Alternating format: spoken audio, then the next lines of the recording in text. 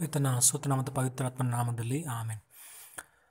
ಶುದ್ಧ ಆತ್ಮರೇ ಬನ್ನಿರಿ, ನಮ್ಮ ಮನಸ್ಸನ್ನು ನಮ್ಮ ಆತ್ಮವನ್ನು ಬೆಳಗಿಸಿರಿ. ನಿಮ್ಮ ಪ್ರಸನ್ನತೆಯಿಂದ ನಾವು ಪ್ರಭು ಯೇಸು ಕ್ರಿಸ್ತರ ವಾಕ್ಯಗಳನ್ನು ಅರಿತು ಧ್ಯಾನಿಸಿ ಅದರಂತೆ ಬಾಳುವ ಕೃಪೆಯನ್ನು ನಮಗೆ ದಯಪಾಲಿಸಿರಿ. ಅವರ ಹೆಸರಲ್ಲಿ ನಾವು ಪ್ರಾರ್ಥಿಸ್ತೇವೆ ತಂದೆಯೇ, ಆಮೇನ್. ಆತ್ಮೀಯ ಸಹೋದರ ಸಹೋದರಿನ ದೈವವಾಕ್ಯದಲ್ಲಿ ಪ್ರಭು ಯೇಸು ಹೇಳುತ್ತಾರೆ, ಶುಭ ಸಂದೇಶದಲ್ಲಿ, ನಾನು ಶಾಂತಿಯನ್ನು ನೀಡಲು ಬಂದೆ ಎಂದು ನೆನೆಸಬೇಡಿರಿ, ನಾನು ಬೆಂಕಿಯನ್ನು ಹೊತ್ತಿಸಲು ಬಂದೆನು. ಪ್ರಭು ಯೇಸು ಈ ಜಗತ್ತಲ್ಲಿ ಹೊತ್ತಿಸಲು ಬಂದ ಬೆಂಕಿ ಸೋದರತ್ವದ ಬೆಂಕಿ, ಪ್ರೀತಿಯ ಬೆಂಕಿಯಾಗಿದೆ.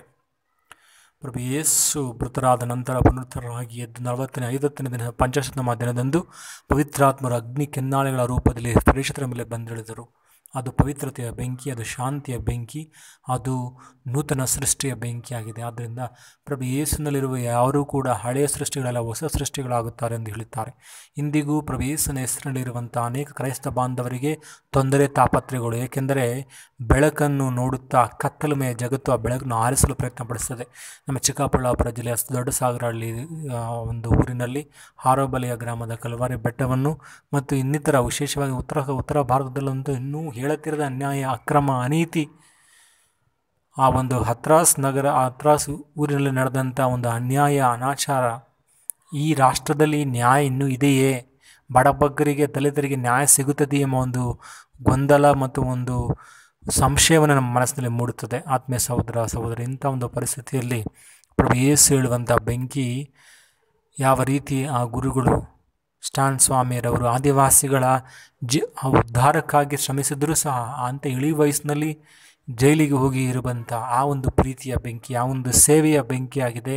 ಪ್ರಭು ಯೇಸುವಿನಂತೆ ಶ್ರಮಿಸುತ್ತಿರುವ, ನಿಸ್ವಾರ್ಥ ಸೇವೆ ಸಲ್ಲಿಸುತ್ತಿರುವವರಿಗೆ ಬರುವಂಥ ಕಷ್ಟ ಕೋಟಲುಗಳು ಇದ್ದಾವೆ. ಆತ್ಮೀಯ ಸಹೋದರ ಸಹೋದರಿ, ಇದೆಲ್ಲದಕ್ಕೂ ಹೆದರದೆ ಯಾವ ರೀತಿ ಪ್ರಭು ಯೇಸು ಆ ಶಿಲುಬೆಯನ್ನು ಸ್ವೀಕರಿಸಿ ಆ ಶಿಲುಬೆಯನ್ನು ಜಯಿಸಿ ತದನಂತರ ಆ ಸ್ಫೂರ್ತಿ ಭರಿತ ಚೈತನ್ಯ ಭರಿತ ಪವಿತ್ರಾತ್ಮದ ವಿಷಯದಲ್ಲಿ ಕಳಿಸಿದರೋ, ಅಂತೆ ನಾವು ಸಹ ನಮ್ಮ ದೈನಂದಿನ ಜೀವನದಲ್ಲಿ ಬರುವಂಥ ಪಾಪ ಶೋಧನೆಗಳನ್ನು ಜಯಿಸಿ ನಾವು ಸಹ ಪವಿತ್ರಾತ್ಮರ ಬೆಂಕಿಯಿಂದ ನಮ್ಮ ಕುಟುಂಬವನ್ನು, ನಮ್ಮ ಇಡೀ ರಾಷ್ಟ್ರವನ್ನು, ನಮ್ಮ ಜಗತ್ತನ್ನು ನಾವು ತುಂಬಿಸುವ ಬೆಳಕಿಗಾಗಿ ನಾವು ಪ್ರಭುದಲ್ಲಿ ಪ್ರಾರ್ಥಿಸೋಣ. ನೀನಿರದ ಮನೆಯಲ್ಲಿ ನಾನ್ಯಾರು, ಈ ಮನೆಯ ಹಂಗೆ ತಕೋ, ಮನೆಯೊಡೆಯ ಮನೆಯೊಳಗೆ ನೀನಿಲ್ಲದೆ ಒಳಗೆಲ್ಲ ಹುಸಿ ಬದುಕು, ನಡೆಯಲ್ಲಿ ನುಡಿಯಲ್ಲಿ ನೀನಿಲ್ಲದೆ ಬಹಿರಂಗ ಚಲುವೆ ತಕೋ, ಆಕಾರ ನಾನು ಸಾಕಾರ ನೀನು, ನನ್ನಲ್ಲೇ ನೀನಾಗಿರು, ಈ ಜಗಕ್ಕೆಲ್ಲ ಬೆಳಕಾಗಿ ಬಾ ದೇವ, ಇಲ್ಲಿ ಬೆಳಕಿಲ್ಲ ನೀನಿಲ್ಲದೆ, ನನ್ನ ಬದುಕಿನ ಹಗಲಲ್ಲೇ ಬಾ ದೇವ, ಈ ಹಗಲಲ್ಲೂ ಏಕಾಂತವೇ, ಹೊತ್ತು ಹೋಗದು ನೀ ಬರದೆ ಈ ಬಾಳಲ್ಲಿ, ಕತ್ತಲಾಗದು ಈ ಬದುಕು ನೀನಿತ್ತಲಿ, ಜಗಕ್ಕೆಲ್ಲ ಬೆಳಕಾಗಿ ಬಾ ದೇವ, ಇಲ್ಲಿ ಬೆಳಕಿಲ್ಲ ನೀನಿಲ್ಲದೆ. ಪ್ರಾರ್ಥಿಸೋಣ. ಹೌದು ಪ್ರಭು ಯೇಸುವೇ, ಈ ಜಗತ್ ಜ್ಯೋತಿಯು ನೀವಾಗಿದ್ದೀರಿ. ನಿಮ್ಮನ್ನೇ ನೀವು ಶಿಲುಬೆಯಲ್ಲಿ ಸಂಪೂರ್ಣವಾಗಿ ಅರ್ಪಿಸಿ ನಾ ಬದುಕಿಗೆ ಬೇಕಾದ ಶಾಂತಿಯನ್ನು, ಕೃಪೆಯನ್ನು, ಚೈತನ್ಯವನ್ನು, ಶಕ್ತಿಯನ್ನು, ಸ್ಫೂರ್ತಿ ನೀಡುವ ದೇವರಾಗಿದ್ದೀರಿ.